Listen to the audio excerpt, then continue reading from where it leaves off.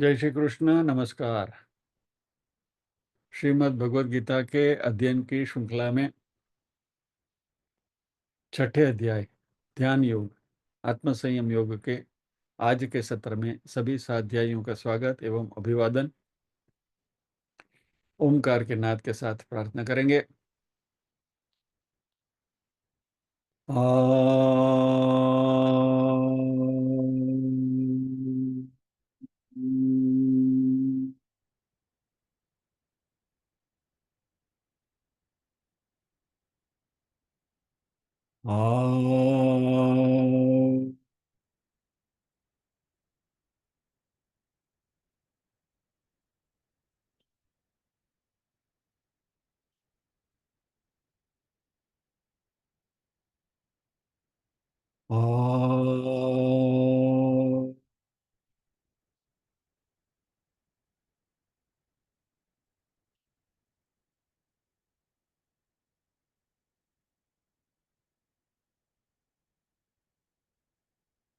वक्रतुंड महाकाय सूर्यकोटि समप्रभ निर्विघ्नं कुरु मे देव सर्वकार्येषु सर्वदा।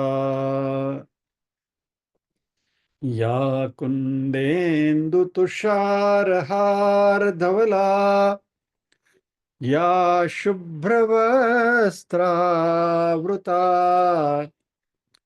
या वीणावरदण्डमण्डितकरा या श्वेतपद्मासना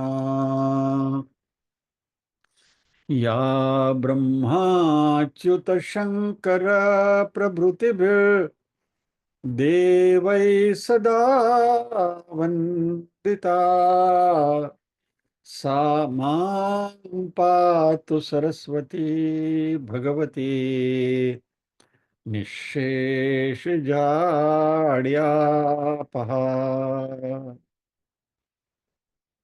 वसुदेवसुतं देवं कंसचाणूरमर्दनं देवकी परमानन्दं कृष्णं वन्दे जगद्गुरुम्। ॐ सहना भवतु सहनौ भुनक्तु सह वीर्यं करवावहै तेजस्विनावधीतमस्तु मा विद्विषावहै। ॐ शान्ति शान्ति शान्तिः। यत्र योगेश्वर कृष्णो यत्र पार्थो धनुर्धरः तत्र श्रीर्विजयो भूतिर्ध्रुवा नीतिर्मतिर्मम।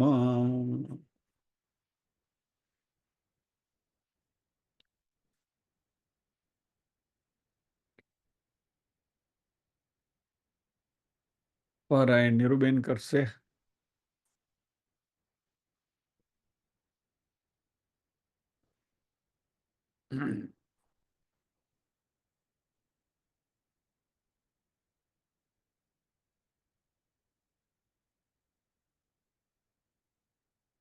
निरुबेन अनम्यूट करो।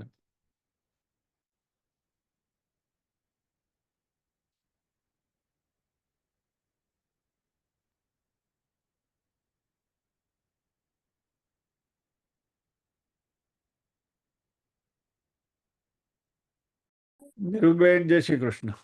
जय श्री कृष्ण। ओम श्री परमात्मने नमः। अथ षष्ठोऽध्यायः। श्री भगवानुवाच अनाश्रितः कर्मफलं कार्यं कर्म करोति यः स सन्न्यासी च योगी च न निरग्निर्न चाक्रियः यं सन्न्यासमिति प्राहुर्योगं तं विद्धि पाण्डव।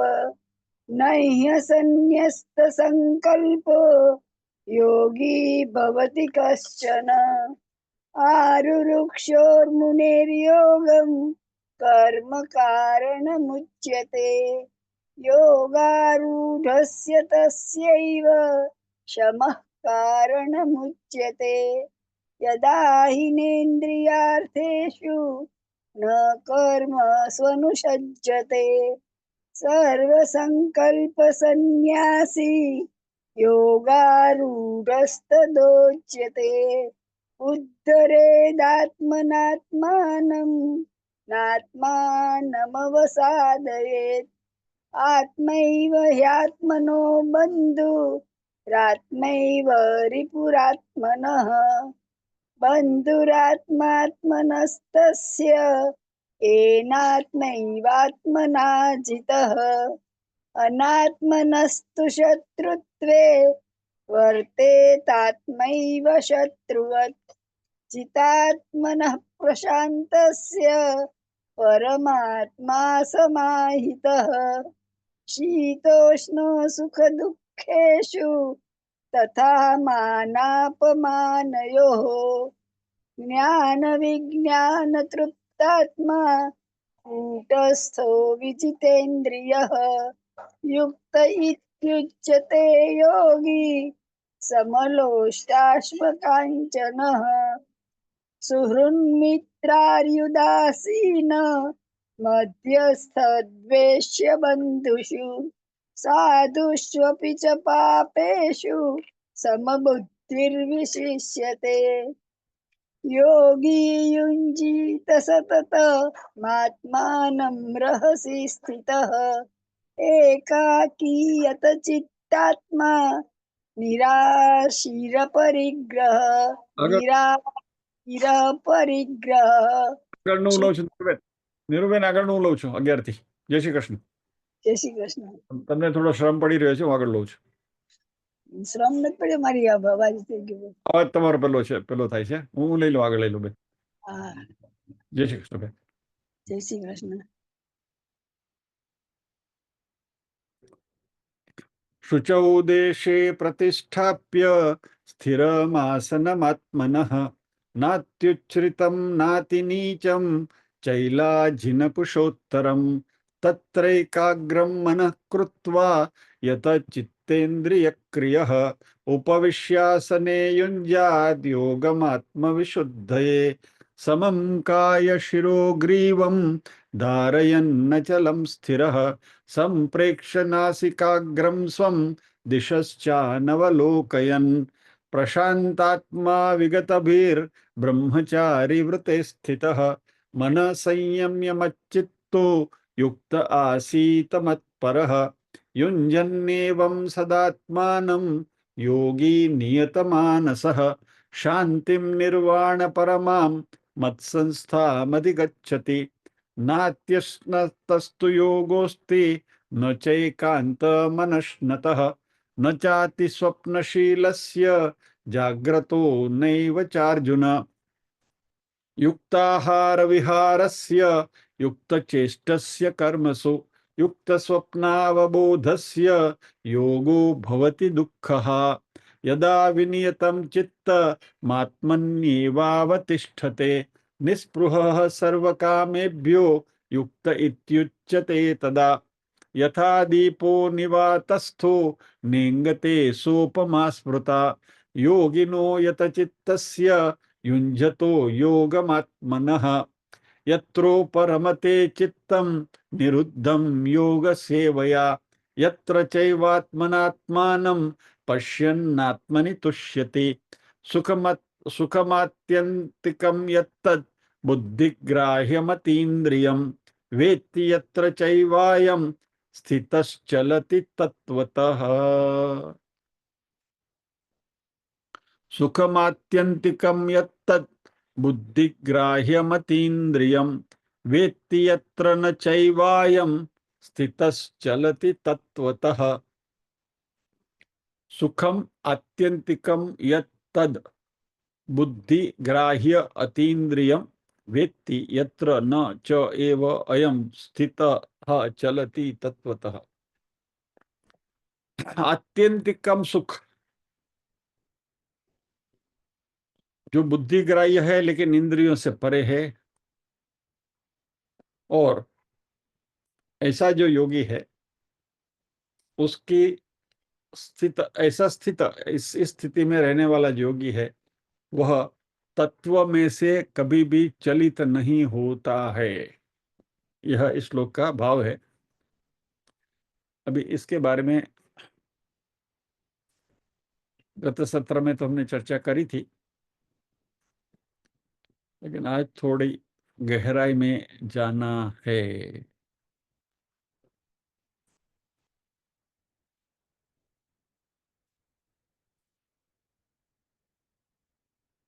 जब भी हम उस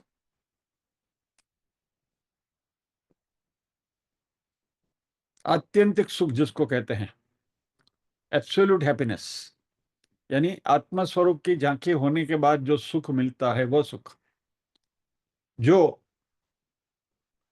बुद्धि से हम उसको उसकी अनुभूति करते हैं, लेकिन यह इंद्रियातीत है, बियॉन्ड द सेंस परसेप्शन। हमारी जो इंद्रियां हैं उसके बाहर है। और जब भी ऐसा सुख व्यक्ति को प्राप्त होता है तब वह तत्व से यानी आत्मा तत्व से वह कभी विचलित नहीं होता, वह आत्मानंद में मस्त रहता है।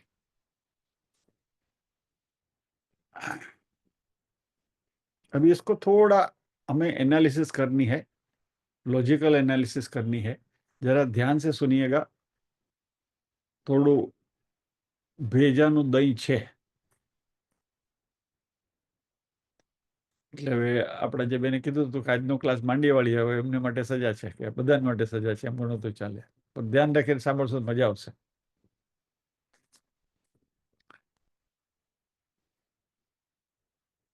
और इसलिए मैंने किया कि नहीं, आज तो क्लास करना ही है।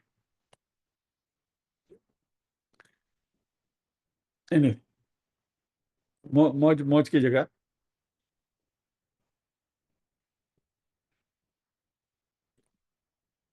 इस शब्द को जरा मन में रख लीजिए, वृत्ति।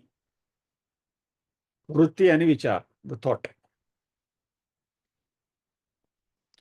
इस वृत्ति से जब भी हम किसी चीज के बारे में पता लगाते हैं, सिंपल, कि मेरे हाथ में मान लीजिए कि मोबाइल है, तो ये मोबाइल है, तो ये मेरे हाथ में है, वो चीज है, वस्तु है, ऑब्जेक्ट है, और उसके बारे में मुझे पता चलना कि इसको मोबाइल कहते हैं, यह वृत्ति हुई। यानी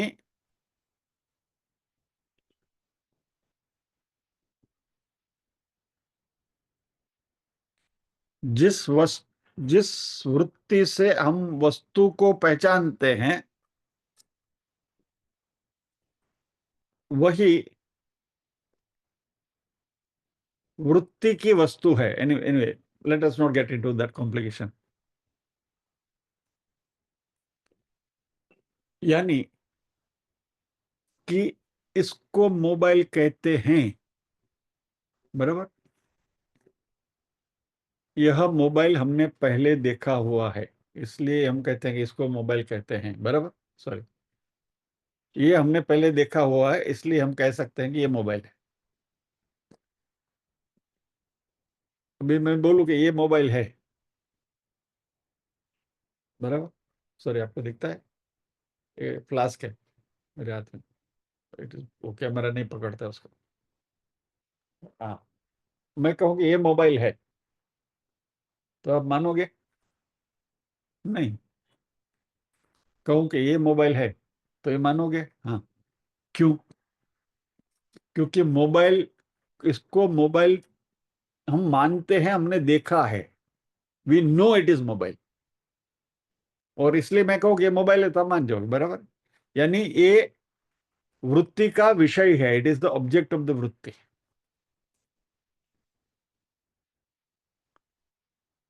इसी तरह शास्त्र में ज्यादातर एक घटपट का एग्जाम्पल देते हैं, तो शास्त्र में भी कहते हैं कि यदि आपको कोई घट को पहचानना है तो आपके मन में वो घट के बारे में जानकारी होनी चाहिए, घड़े के बारे में, कि इसको घड़ा कहते हैं। तो ऐसी जो वृत्ति है, ऐसा जो विचार है, उसको घट वृत्ति कहते हैं। शास्त्रों ने उसको घट वृत्ति कहा है। अभी मॉडर्न टर्म में कहना है तो इसको मोबाइल वृत्ति भी कह सकते हैं, या तो इसको कोई भी वृत्ति कह सकते हैं। तो घट वृत्ति से हम घट की पहचान कर सकते हैं। एक एक स्टेप हम सिस्टमेटिकली जा रहे हैं, ये लॉजिक जरा समझने की कोशिश करिएगा। यानी कोई भी चीज को पहचानना है तो उसके लिए उस चीज के बारे में जानकारी होना जरूरी है, पॉइंट नंबर 1। बराबर। अभी मान लीजिए कि आत्मा की भी पहचान हमें बनानी है, तो हमारे मन में, हमारी बुद्धि में रादर, ये वृत्ति यानी कि ये विचार आना चाहिए। और आत्मा के बारे में जानकारी की जो वृत्ति है वह हमें शास्त्र से मिलती है, और अपने बारे में जो अज्ञान है उस अज्ञान की जब निवृत्ति होती है तभी ये वृत्ति, आत्मवृत्ति हमारी बनती है। और जब भी हम निधि ध्यासन करते हैं, यानी कि शास्त्रों का श्रवण करके मनन करते हुए निधि ध्यासन करते हैं, इसकी अनुभूति के क्षेत्र में जब भी हम उतरते हैं, तभी आत्म तत्व क्या है इसके बारे में हमारी बुद्धि एक चित्र बनाती है। I am trying to simplify it.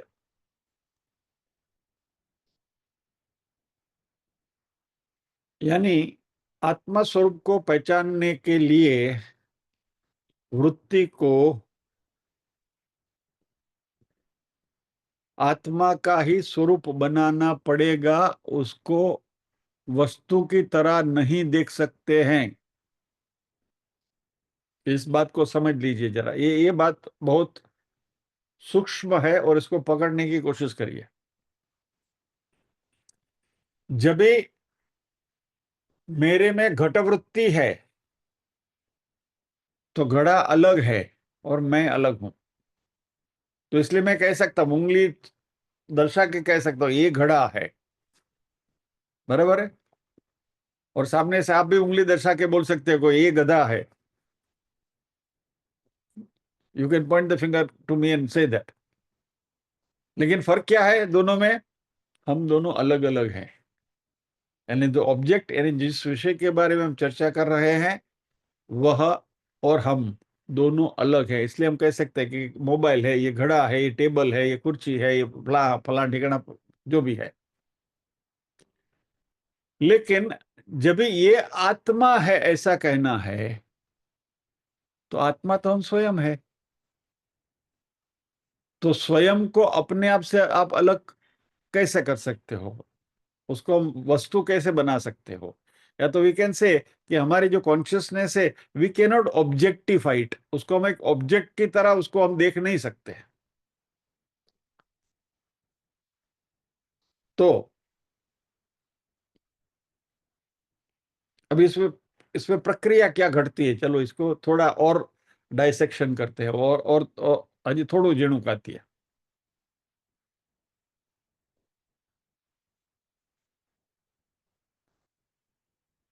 जब भी हम घड़े को देखते हैं तो क्योंकि हमने घड़ा देखा हुआ है, सामने घड़ा है, इसलिए हमारे मन में जो विचार आता है वो विचार ने उस घड़े का शेप धारण कर लिया। मान लीजिए कि हमारे अंदर जो विचार आता है उसको हम कोई शेप दे सकते हैं। ऐसा सोचिए, इमेजिन कि it is a pliable thing, और उसको एक शेप दिया जा सकता है। तो जो भी सामने ऑब्जेक्ट है, उस ऑब्जेक्ट का शेप वो वृत्ति को मिलता है। और फिर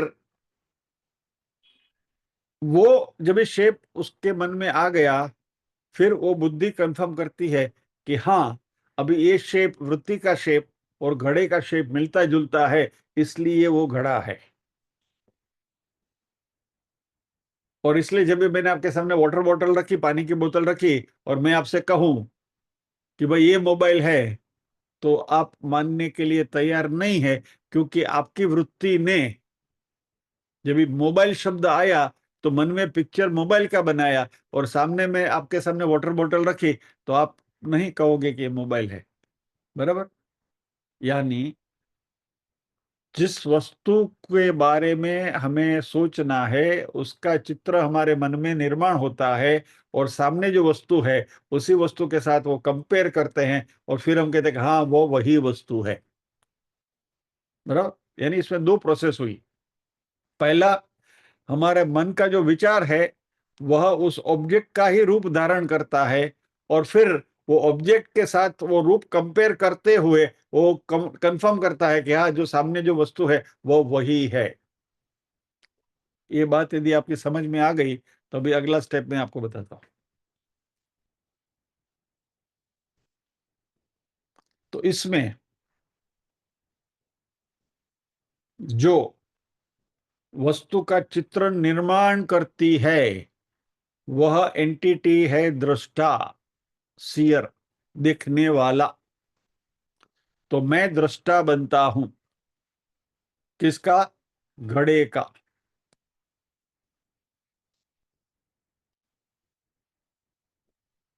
तो मैं घड़ा का दृष्टा बना, यानी मेरी जो अहम वृत्ति है उसने दृष्टा का रोल धारण किया, और ये अंदर जो वृत्ति है जो घड़े का शेप धारण करती है वह कहती है यह घड़ा है, अयम घटः।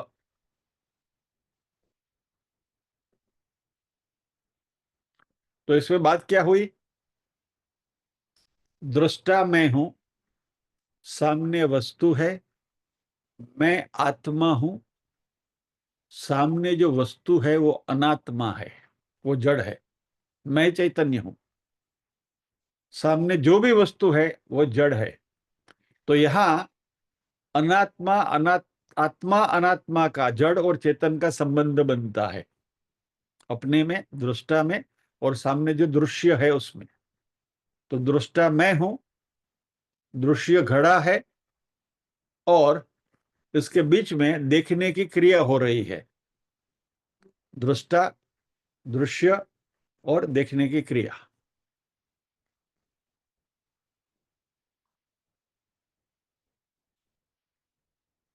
तो ये घड़े की बात हुई। अभी यही प्रोसेस यदि हमें आत्मा के बारे में करनी है, और मैं कहूँ कि ये आत्मा है, और इस तरीके से यदि मैं आत्मा की पहचान बनाना चाहूं, तो इस आत्मा को मुझे अपने से अलग करना पड़ेगा।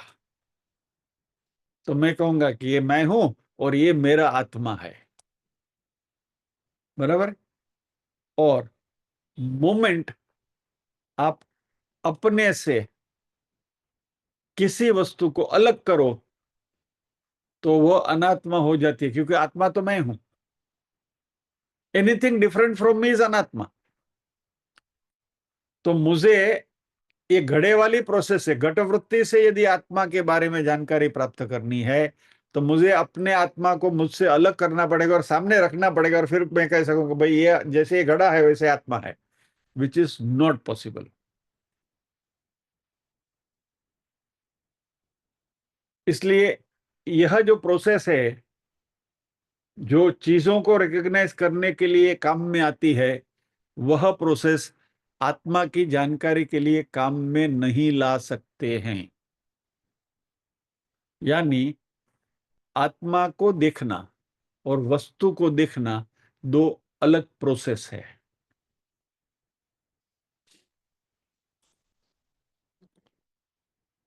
आत्मा को देखने में टू स्टेप प्रोसेस है, घड़ा वाली नहीं होती, उसमें एक ही ऑपरेशन होता है।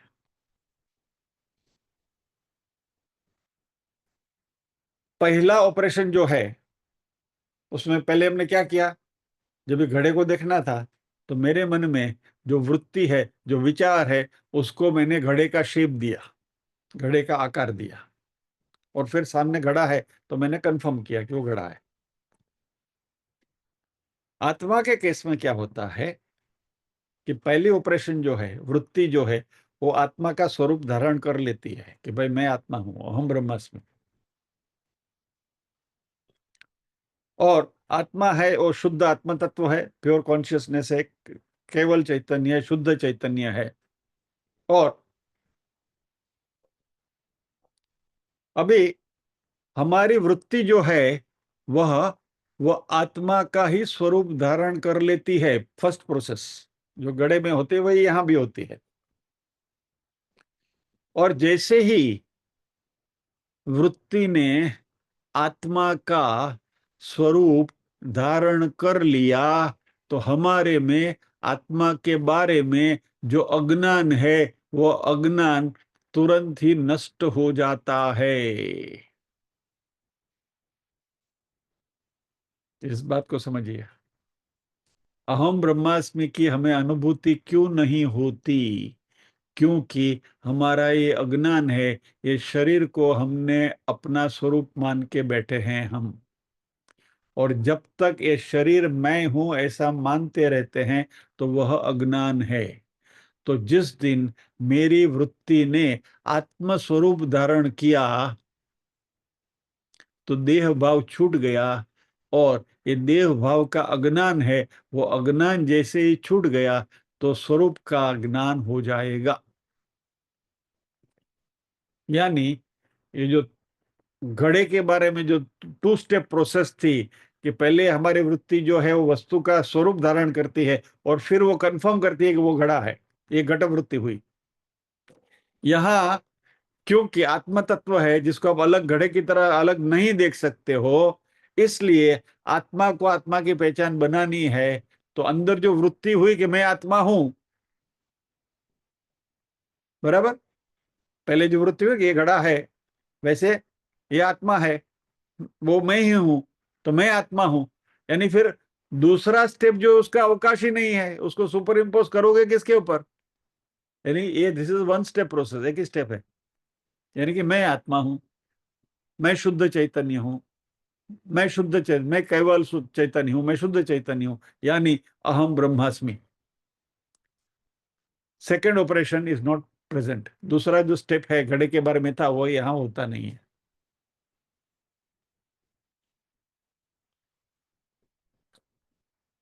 और यह आत्म स्वरूप का जो हमारा अज्ञान था कि देह को हमने मैं हूं, देह हूं ये मान लिया, वो अज्ञान हमारी मिट जाता है, वो वृत्ति जो नष्ट हो जाती है। अभी यहां भगवान ज्ञानी व्यक्ति की बात कर रहे हैं। तो ज्ञानी व्यक्ति किस में आनंद मिलता है उसको?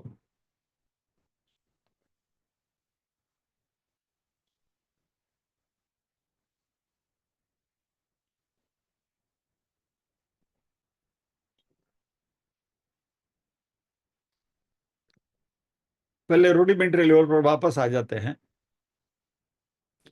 तो मुझे किसी वस्तु, व्यक्ति या परिस्थिति से आनंद मिलता है, बराबर। तो वह हमसे अलग है। यहां भगवान कहते हैं सुखम अत्यंतिकम यत्तद् बुद्धि ग्राह्यम अतीन्द्रियम। यह जो सुख है वो अत्यंतिक सुख है और वो बुद्धिग्राह्य है और इंद्रियों से परे है। अभी इसको थोड़ा समझना है।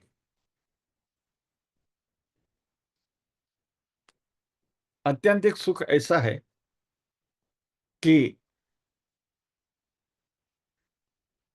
वो अमाप है, उसकी कोई परिभाषा नहीं है। You can not describe it in words, it can only B experience. उसकी अनुभूति ही हो सकती है और वह हमारा स्वरूप है और इसको स्वरूप सुख कहा गया है।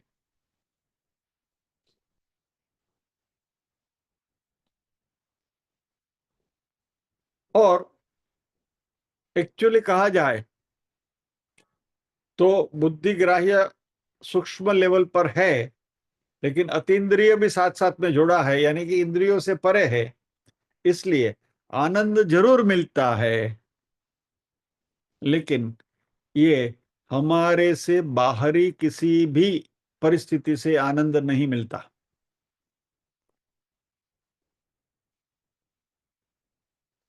गरम गरम बटाटा वड़ा खाया तो ये हमसे बाहर है, it is different from me, तो बाहरी परिस्थिति हुई।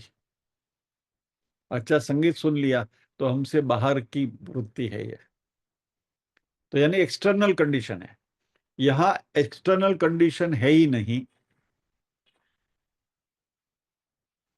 यहां हमें अपने आप के स्वरूप की अनुभूति होती है, जिसको सुख स्वरूप कहते हैं, जिसका नेचर पूर्ण ज्ञान और इसलिए पूर्णत्व की अनुभूति और इसलिए अतिशय आनंद की स्थिति, आत्यंतिक सुख। और यह आत्यंतिक सुख की अनुभूति भी बुद्धि में होती है, बुद्धिग्राह्य है, लेकिन इंद्रियों से परे है, अतीन्द्रिय है।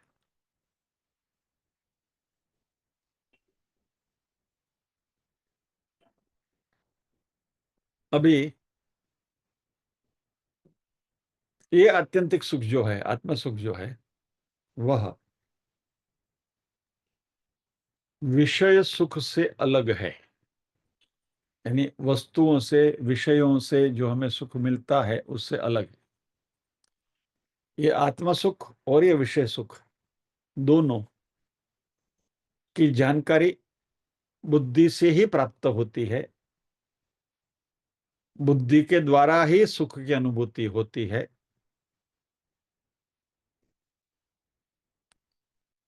कुछ अच्छा संगीत हमने मान लो कि सुन लिया, या तो कोई अच्छी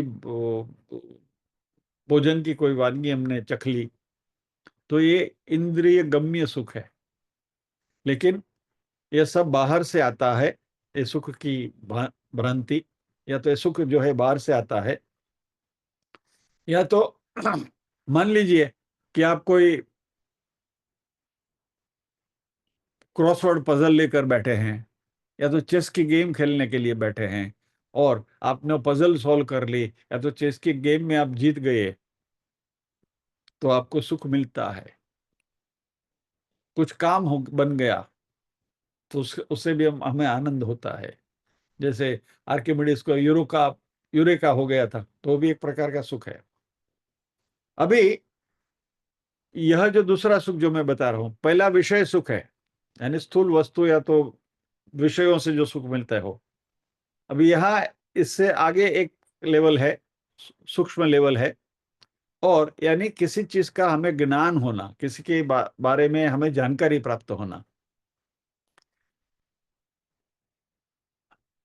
मान लीजिए कि आप संगीत के क्लास में बैठे हैं और एक पर्टिकुलर राग आप गा रहे हैं, और पहले आप देख रहे थे कि नहीं हो रहा है, कितना भी प्रयत्न करने के बाद एक पर्टिकुलर तान नहीं बनी, नीरे गम पद नहीं सा सा नी ध मगर ऐसा कर कर करके थक गए, लेकिन सुर बराबर लग नहीं रहे, और एक बार लग गया, और फिर आपको वो विद्या आत्मसात होगी बस ऐसा करने का, तो ये बराबर आता है। यानी कि एक ज्ञान हमने प्राप्त किया, विद्या प्राप्त की, तो इससे जो हमें आनंद होता है उसको विद्या सुख कहते हैं।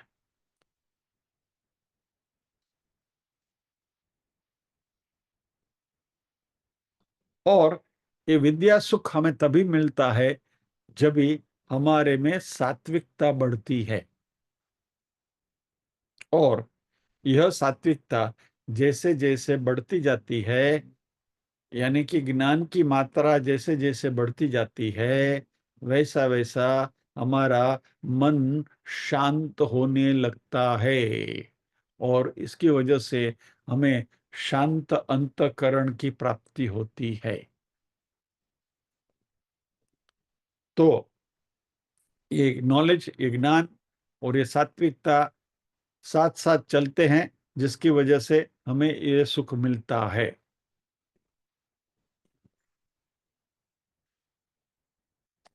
ये विद्या सुख है, यानी जिससे हमने कुछ ज्ञान प्राप्त किया।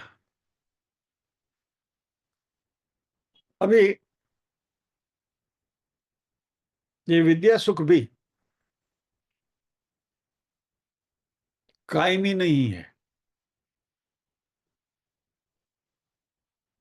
क्योंकि वापस वही एग्जाम्पल मैं संगीत का ही देता हूं। यमन राग की एक तान मैंने सीख ली, लेकिन वैसे तो और 25 तान है। तो एक तान सीखने का मुझे सुख प्राप्त हुआ, लेकिन सामने और 24 पड़ी है, वो आत्मसात करनी है। तो यानी जो सुख में से विद्या सुख भी मुझे जो मिला, वो भी टेम्पररी था, कायमी नहीं है। इट इज क्षणिक। जब तक वो उतना पोर्शन जो हमने सीखा, लेकिन उसके बाद और भी कुछ जानने का बाकी है। बराबर। आज आज का जो हमारा अध्ययन चल रहा है, इसमें आपने ध्यान से यदि आप सुन रहे हैं, और ये सुख सुख सुख जो बात हो रही है, ये आपके मन में बराबर बैठ गई, तो आपका आनंद, अरे वाह, तो बहुत अच्छा सुना हमने। लेकिन ये तो एक श्लोक का एक हिस्सा है, और भगवत गीता के 700 श्लोक है।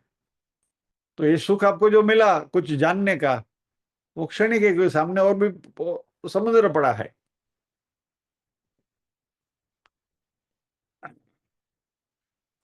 तो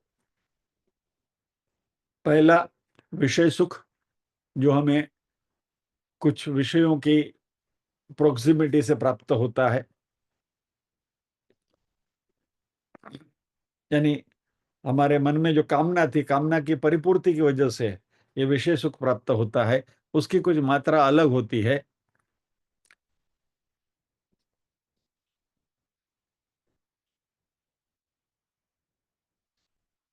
ये बात हमने पहले करी थी, शायद आपको याद होगी, तो मुझे याद आ रही है, इसलिए वापस रिपीट कर रहा हूं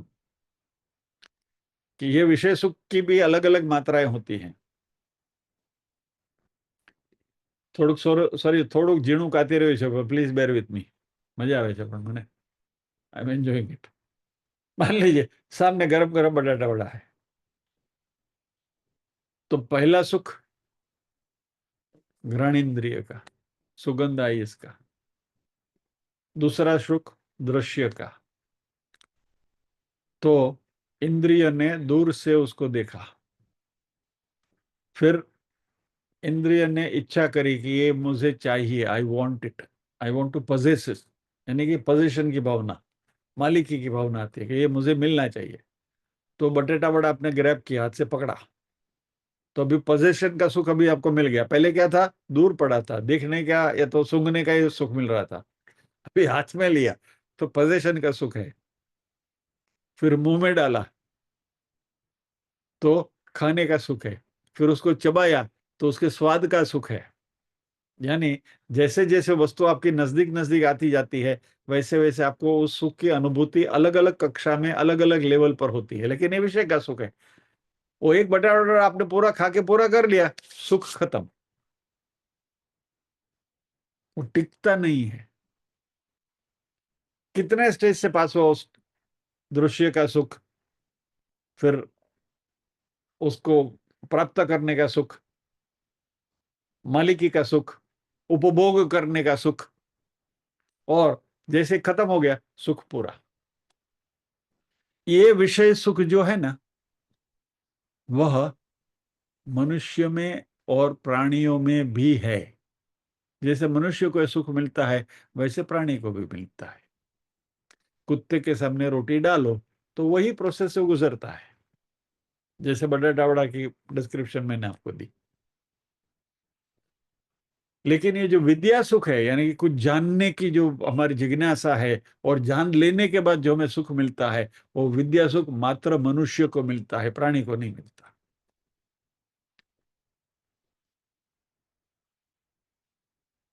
अब एक तीसरा सुख है, वह योग का सुख है।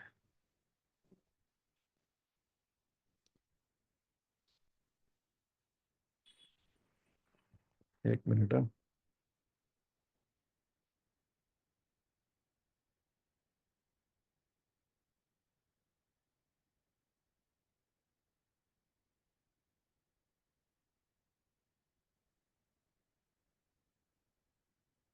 मुझे लगता है कि आज यहाँ रोकते हैं, कुछ ज्यादा ही हेवी हो रहा है। और आप लोग सो जाओ उसके पहले मैं ही विराम ले लूं। That is better. इसको थोड़ा रिवाइज करके नेक्स्ट टाइम आगे बढ़ेंगे, ठीक है।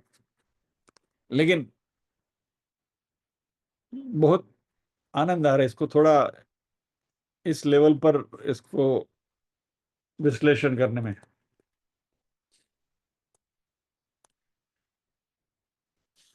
आइए प्रार्थना करते हैं।